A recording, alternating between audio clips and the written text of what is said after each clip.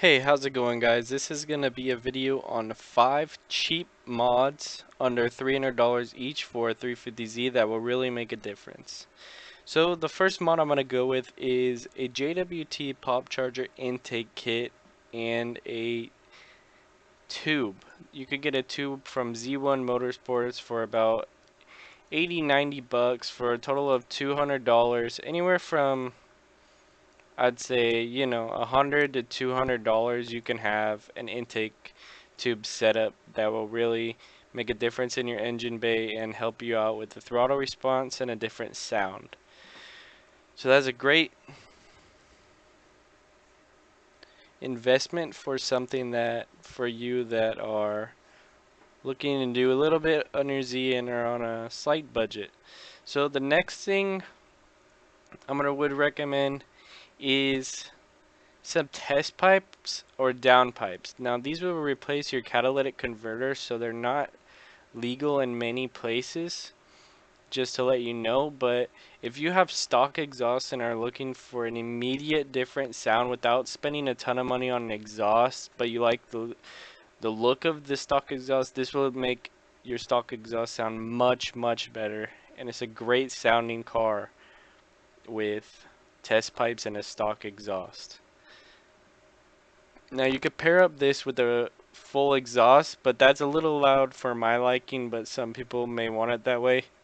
But just for a really nice sound, I would go with test pipes and stock exhaust, and that's $138. Anywhere from $100 to $300, you pick up a nice test pipes that will change the sound of your car.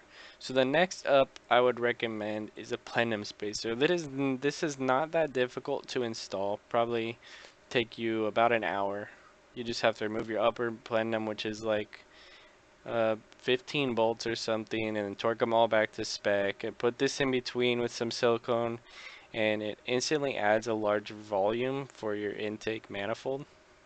So that is great, and this will give you allow your car to be more powerful up top, and it just wants to keep going and give you a lot better torque within the whole range, to be honest. So next up I would say is headers for a 350Z.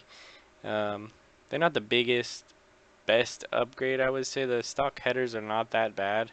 It's just something to have, and these are a good option. They're not very expensive. They do take a while to install, I would say 6 hours or so, but other than that, they're really not a bad option one bit, and I would highly recommend it to anyone looking to do something to their 350Z to change it from stock. And last up, obviously, is an exhaust. Here I have just an ISR GT single exhaust. I love this exhaust. I recommend it to anybody.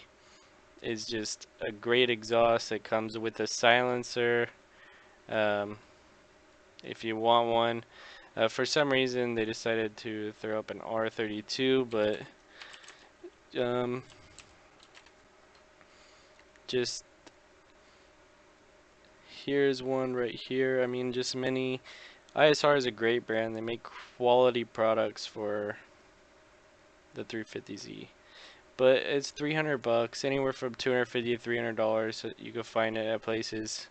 It's just a great sounding exhaust. Completely changed the sound of your 350Z. Not too crazy loud, just gives it a really deep throaty sound that sounds really nice. But hopefully any of this helped you for any beginners with maybe a lower budget, or you're just looking to get started into modding your 350Z. So just to wrap it up, I mean, you got your intake tube, you got your downpipes with the stock exhaust if you want.